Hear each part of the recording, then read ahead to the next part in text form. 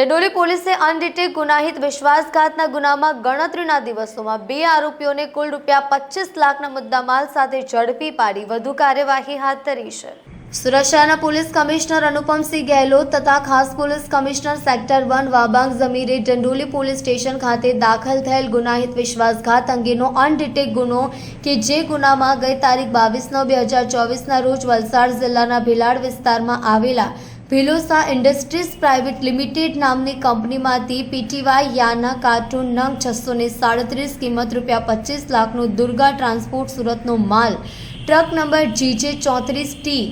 1423માં ભરી truck driver Surat Durga transport આવવા નીકળેલ અને 24/9/2024ની રાતે 9 વાગ્યાના સમય દરમિયાન ટ્રક ડ્રાઈવરે ટ્રકમાં ભરેલ માલ માલિકની જાણ બહાર સગેવગે કરી ટ્રક ડિંડોલી પોલીસ સ્ટેશન વિસ્તારમાં બિનવારસી મૂકી દઈ નાસી ગયો હતો, જે